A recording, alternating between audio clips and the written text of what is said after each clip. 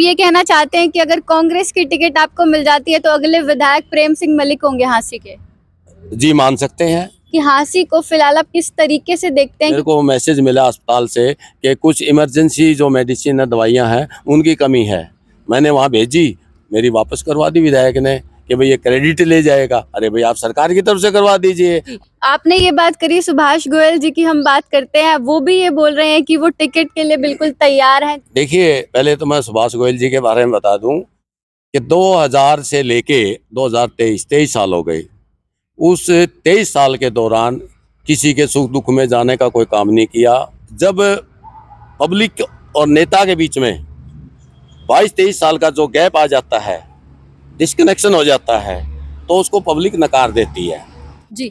तो फिलहाल की अगर हम बात कर ले, आप अपनी टक्कर में किसे मानते हैं? मैं किसी को नहीं मानता। किसी को नहीं मानते? हाँ, मैं मतलब कि मेरे नज़दीक 40% में भी नहीं मानता। तो जैसे आपने बताया कि कांग्रेस की टिकट से आप अब की बार चुनाव लड़ना चाहते हैं, अगर उन्हें टिकट मिल जाती है, आपको नहीं मिलती है, तो क्या तब भी आप उनका साथ देंगे और कांग्रेस को जीतने में मदद करेंगे? तो मुझे ये लगता है कि टिकट मेरे पास ही आएगी। नमस्कार, मैं तान्या मेहता और आप देख रहे हैं मेन मुद्दा है। और फिलहाल मैं हांसी विधानसभा में मौजूद हूँ, जहां पर मेरे साथ हांसी के वरिष्ठ नेता प्रेम सिंह मलिक जी मौजूद हैं। इनसे आज हम कुछ खास बातचीत करेंगे हांसी के जो विधानसभा के चुनाव होने वाले हैं अगले साल, उसको लेकर। नमस्कार सर। नमस्कार तान्या जी। कैसे हैं आप? बिल्कुल बढ़िया जी। पहले सर्वप्रथम तो मैं आपके और आपके दर्शकों को दिवाली और विश्वकर्मा की बधाई देता हूँ।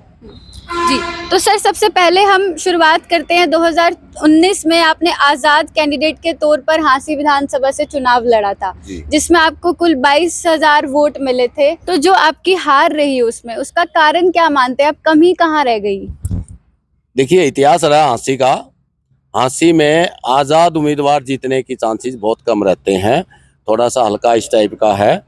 और आज़ाद उम्मीदवार को देखते हुए मुझे बहुत अच्छी एंट्री मिली, जो मेरे भविष्य में काम आएगी। बहुत अच्छा मुझे साथ मिला, बहुत अच्छा प्यार मिला, बहुत अच्छा सहयोग मिला।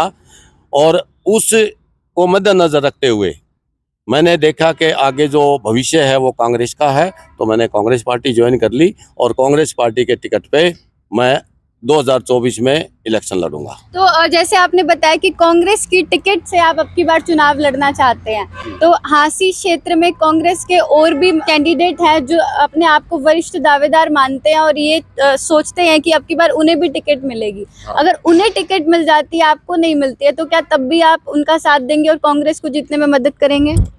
देखिए, मैं तान्या जी एक बात और बताना चाहूँगा आपको, और सच्चाई भी है। 1967 में कांग्रेस यहाँ से जीती थी। करीब 56 साल हो गई। उस 56 साल में कांग्रेस ने एक बार जीत हासिल की है 2005 में, और वो भी थोड़े से मार्जिन से। और उसकी वजह ये थी कि कैंडिडेट ठीक था और टिकट ठीक थी।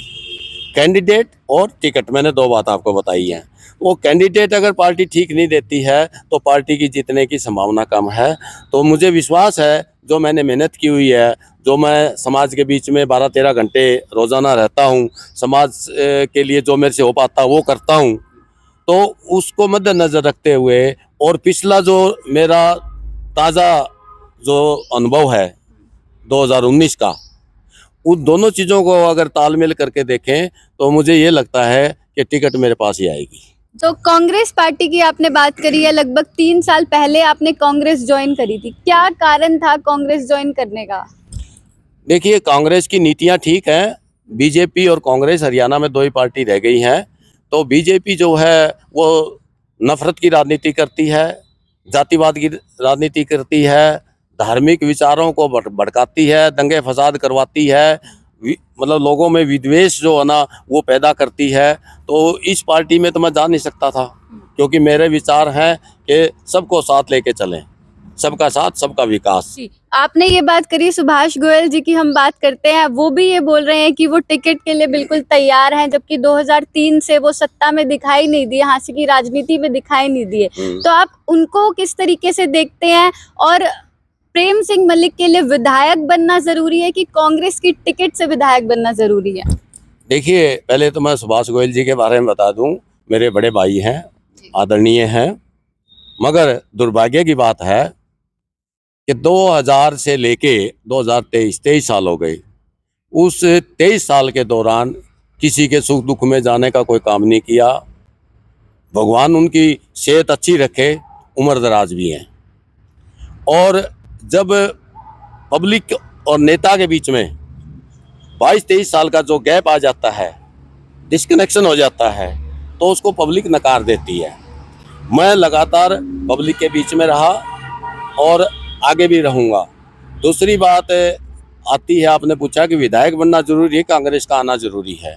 कांग्रेस पार्टी का जीतना, चौधरी भूपेंद्र सिंह का मुख्यमंत्री बनना, ये मेरे लिए अहम है। हांसी शहर के नेता आप ये लगा लीजिए कुछ समय के लिए, बाद में हांसी शहर के एक आम नागरिक होने के नाते मैं आपसे जानना चाहूंगी कि हांसी को फिलहाल आप किस तरीके से देखते हैं, क्योंकि एक तरफ विधायक साहब कहते हैं कि हांसी में खूब विकास हो रहा है, हांसी में लगातार हर रोज नारियल फोड़े जा रहे हैं, उसको किस तरीके से देखते हैं? हांसी की सफाई व्यवस्था हो गई, बेसहारा पशु हो गए, या फिर हम सिविल अस्पताल की बात करें, तो क्या कहना चाहेंगे एक आम नागरिक होने के नाते?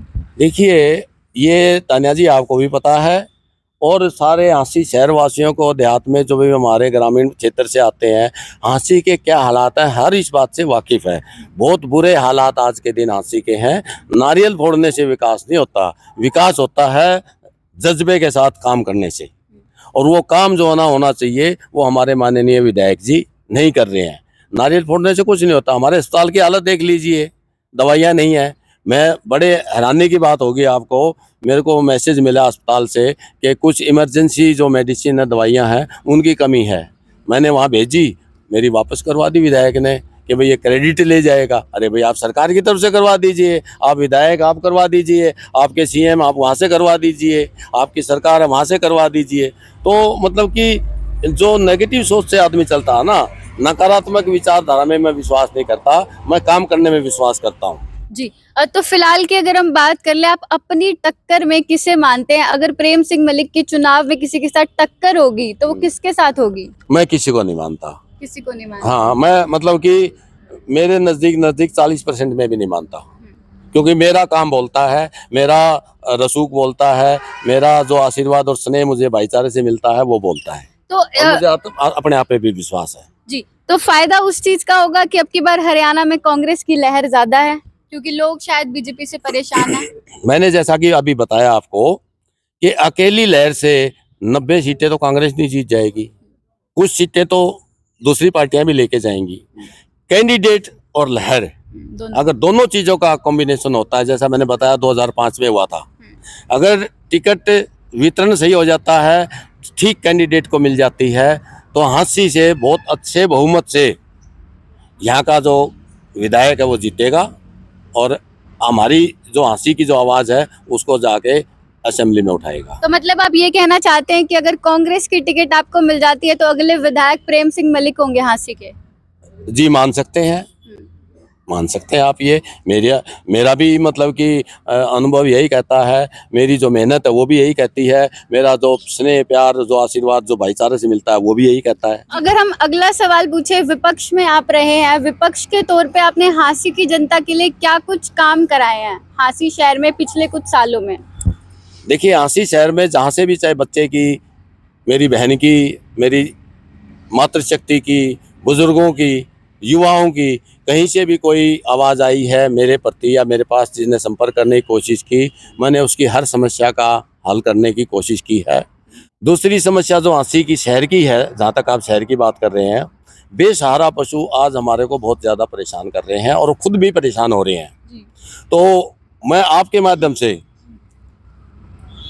हमारे माननीय मुख्यमंत्री जी, हमारे माननीय सांसद महोदय, हमारे माननीय विधायक और हांसी प्रशासन और हिसार जिला प्रशासन, सबसे मैं आपके माध्यम से एक अनुरोध करना चाहूँगा, मुझे सिर्फ 10 दिन का टाइम दे दीजिए और जगह निर्धारित कर दीजिए और एक परमिशन दे दीजिए, इजाज़त दे दीजिए।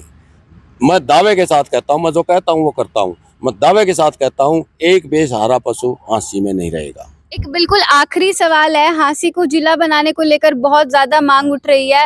और जब हुड्डा साहब की सरकार थी तब उन्होंने हांसी को जिला बनाने के लिए साफ स्पष्ट मना कर दिया था, लेकिन अब की बीजेपी की सरकार है, मुख्यमंत्री साहब का ये कहना है कि अगर हरियाणा में कोई भी जिला बनाया जाएगा तो हांसी को सबसे पहले बनाया जाएगा। तो अगर कांग्रेस की सरकार अब की बार हरियाणा में बन जाती है तो क्या हांसी को तब भी जिला बनाया जा सकता है? देखिए, अगर और मगर में तो कांग्रेस विश्वास नहीं रखती। जी। अब आपने बताया कि जब कांग्रेस सरकार थी तो मना कर दिया था। 9 साल पहले हालात, 9.5 साल पहले हालात कुछ और थे, जनसंख्या भी कुछ और थी।